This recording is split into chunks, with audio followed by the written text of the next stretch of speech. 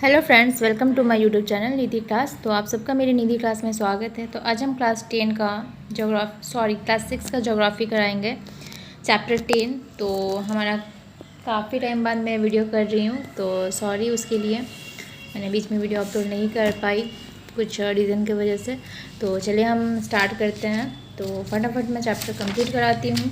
तो चैप्टर 10 हमारा देखिए, अभी तक मैंने चैप्टर 10 का पूरा लिखा नहीं है आंसर्स, तो कुछ तो जितना लिखा है मैंने, चलिए उसको मैं कंप्लीट करा देती हूँ। फिलहाल आई थिंक आप लोगों का 43 तक हो चुका था क्वेश्चंस, एंड आज हम 44 से स्टार्ट करेंगे। तो 44 में हमारा है, उष्ण मौसमी जलवायु देश किसे कहा जाता है। ठीक है, तो इसमें क्या होगा, उष्ण मतलब क्या होता है, गर्मी। ठीक है, तो गर्मी वाले जो मौसमी जलवायु देश है किसे कहा जाता है। तो लिखेंगे, जलवायु में इतनी विभिन्नता रहने पर भी भारत की जलवायु पर मौसमी वायु का प्रभाव सबसे ज़्यादा इस कारण भारत को उष्ण मौसमी जलवायु प्रदेश कहा जाता है। ठीक है,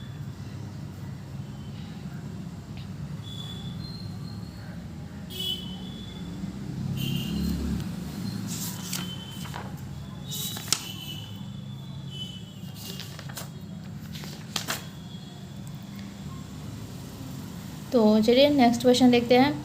भारत की जलवायु पर मौसमी वायु का क्या प्रभाव पड़ता है। इसका आंसर आपका 2 है, तो आप दोनों में से कोई भी लिख सकते हैं। तो मैंने जो लिखा है पहले वो आपको मैं बता देती हूँ। तो यहाँ पे आंसर हो जाएगा ग्रीष्मकाल। पूरे देश में इस समय उष्णता सबसे ज़्यादा रहती है, और ये जो ग्रीष्मकाल है वो हमारा कब से कब तक चलता है, मार्च से मई तक। ये इस टाइम जो है बहुत ज़्यादा ही गर्मी होता है। नदी, जलाशय, तालाब इत्यादि का जल लगभग सूख जाता है। मिट्टी के नीचे का जल स्तर और नीचे चला जाता है। एकमात्र पर्वतीय क्षेत्र और समुद्र के तटीय इलाकों में तापमान कुछ कम रहता है।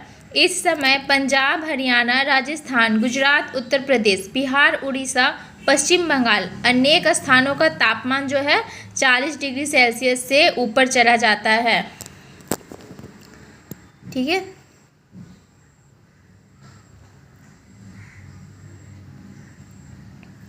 नेक्स्ट क्वेश्चन है, काल बैसाखी किसे कहते हैं। तो ये आपका इम्पॉर्टेंट क्वेश्चन है, आप इसे स्टार मार्क कर लीजिएगा।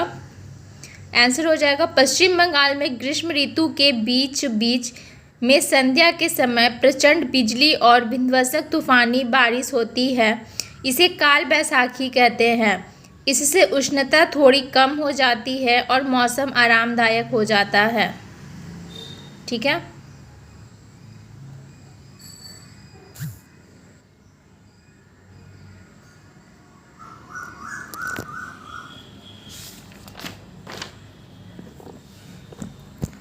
नेक्स्ट क्वेश्चन है, वर्षा काल का वर्णन करें।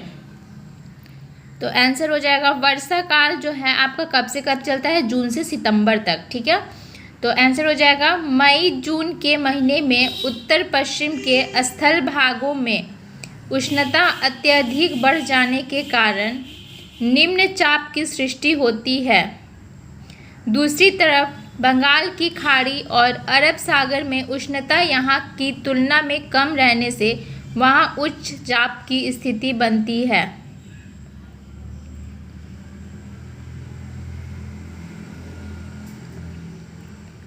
चलिए नेक्स्ट क्वेश्चन देखते हैं, दक्षिणी पश्चिम मौसमी वायु किसे कहते हैं। तो आंसर हो जाएगा, बंगाल की खाड़ी और अरब सागर से जलीय वाष्प युक्त वायु तेजी से स्थल भाग की ओर आती है। इसी वायु को दक्षिणी पश्चिमी मौसमी वायु कहते हैं।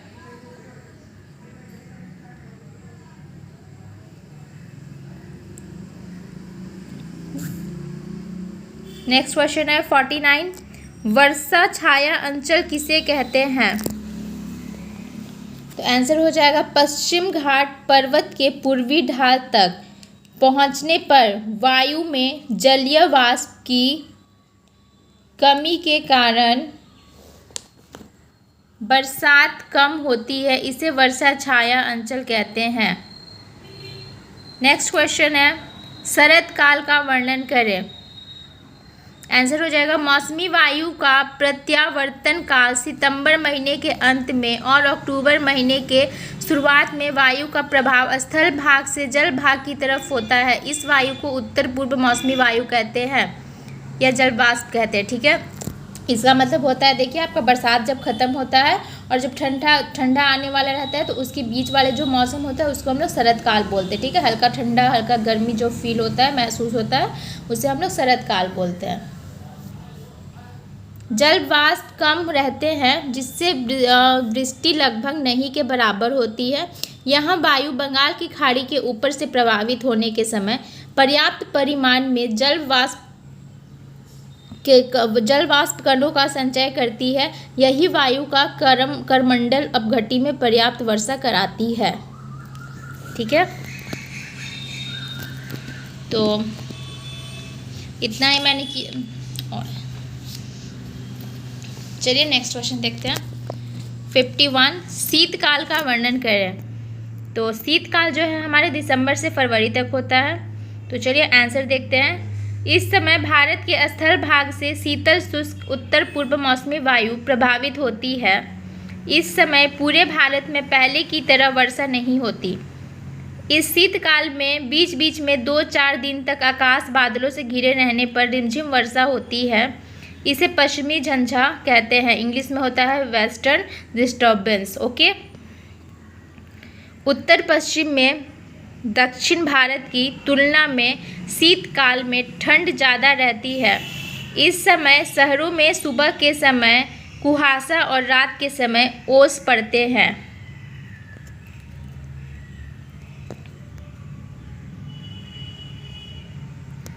चलिए नेक्स्ट क्वेश्चन देखते हैं।